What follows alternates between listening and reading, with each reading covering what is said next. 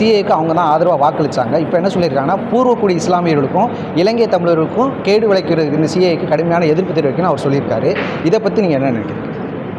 இப்பொழுதாவது அண்ணா திராவிட முன்னேற்ற கழகத்திற்கு பாஜகவுடைய உண்மையான சுயரூபம் தெரிந்துவிட்டதே என்று எனக்கு சந்தோஷம் அளிக்கிறது.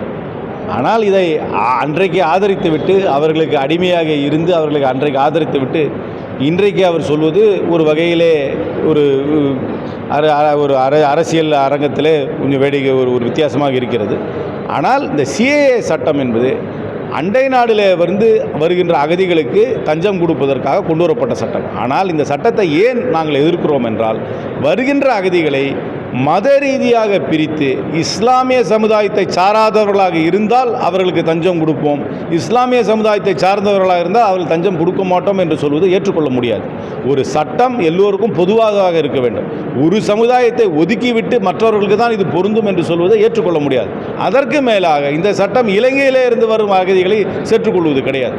பங்களாதேஷ், ஆப்கானிஸ்தான், பாகிஸ்தானிலிருந்து வருகின்ற இஸ்லாமிய சமுதாயத்தை சாராதவர்களுக்கு மட்டும்தான் இந்த சட்டம் பொருந்தும். இத்தகைய அகதிகளை பிரித்து பார்க்கும் சட்டத்தை கண்டிப்பாக நாங்கள் ஏற்றுக்கொள்ள மாட்டோம்.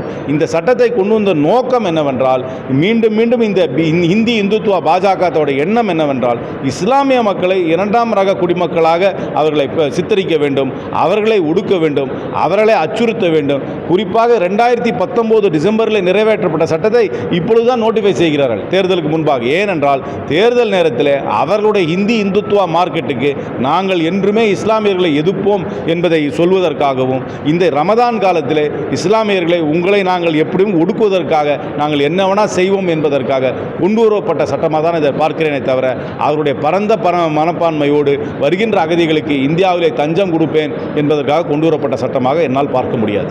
சார், இப்போ தேர்தல் பத்திரத்துக்கு ஸ்டேட் பேங்க் உச்சநீதிமன்றம் தீர்ப்பு கொடுத்துருக்கு. இப்போ கொடுத்து அதை இன்னைக்கு ஈவினிங்லாம் அவங்க ஒப்படைக்கணும்னு சொல்லியிருக்காங்க. இதை பற்றி நீங்கள் நினைக்கிறேன்? கண்டிப்பாக முதல்ல இந்த ஸ்டேட் பேங்க் முதல்ல தீர்ப்பு வந்ததுக்கப்புறமே நான் எங்களுக்கு இன்னும் ஒரு டைம் வேணும்னு சொன்னதே வேடிக்கையாக இருக்குது. ஏன்னா இந்தியாவிலேயே பெரிய வங்கி ஸ்டேட் பேங்க் தான். அவங்களுடைய ஐடி டிபார்ட்மெண்ட்டுக்கு ஆயிரக்கணக்கான கோடியை செலவு பண்ணுறாங்க. எதுக்கு எடுத்தாலும் கேஒய்சின்றாங்க, ஆன்லைன் பேங்கிங்ன்றாங்க, மொபைல் பேங்கிங்னு சொல்கிறாங்க. இந்த கணக்கை கொடுங்கன்னு கேட்டாக்க 22,000 பேர் தான் பத்திரம் வாங்கி கொடுத்துருக்காங்க. அதுவும் 4-5 ஒரு 20 பிரான்ச்சில் என்னமோ தான். இந்த கணக்கை கொடுங்கன்னு கேட்டால் எங்களுக்கு 4 மாதம் டைம் வேணும்னு சொன்னதே வேடிக்கையாக இருந்தது. நல்ல வேளை அவங்க தலையில் ஒரு கொட்டி இன்றைக்கி சாயங்காலம் 5 மணிக்குள்ளே அந்த கணக்கை கொடுக்க சொல்லியிருக்காங்க. அந்த கணக்கை கொடுக்கட்டும், எந்தெந்த கட்சிக்கு என்னென்ன எவ்வளோ நிதி போயிருக்குன்னு இதுன்னு தெரிஞ்சிடும். இதுலேருந்து நம்ம மேட்ச் பண்ணி பார்த்துடலாம். இவங்க அந்த மேட்சிங்கை இவங்க பண்ணுறதுக்கு டைம் வேணும்னு சொன்னாங்க. இந்த மேட்சிங்கை பண்ணுறதுக்கு நம்மளே பண்ணிடலாம். ஏன்னா ஒரு பத்திரத்தை 15 நாளைக்குள்ளே கேஷ் பண்ணணும். யார் பத்திரத்தை எப்போ வாங்கினாங்க, 15 நாளைக்குள்ளே எந்த கட்சிக்கு போயிருக்குன்றதை மேட்ச் பண்ணலாம். ஏன்னா 90% பணம் பாஜகவுக்கு தான் போயிருக்கு.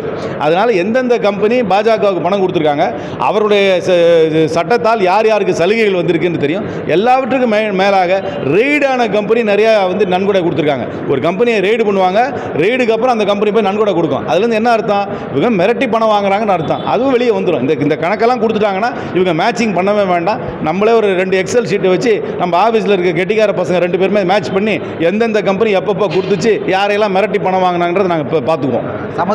சமத்துவ மக்கள் கட்சி தலைவர் சரத்குமார் அவர் நள்ளியூரில் 2 மணிக்கு தூங்கி எழுந்திரிச்சு நான் பாஜகவில் இணைய போகிறோம் மனைவிட்ட சொன்னதுனாலும் அதுக்கப்புறம் கட்சி தலைவர்லாம் சொல்லி இன்னைக்கு பாஜகவோட இணைந்திருக்காரு. அது மட்டும் இல்லாமல் காமராஜரையும் மோடியும் கம்பேர் பண்ணி பேசியிருக்காரு. இப்போ காமராஜர் ஆறுனா மோடி அப்படின்னு சொல்லியிருக்காரு. அதை பற்றி நீங்கள் என்ன? ஒரு லெட்டர் பேட் கட்சி, அதை பற்றி சொல்கிறதுக்கு ஒன்றும் இல்லை.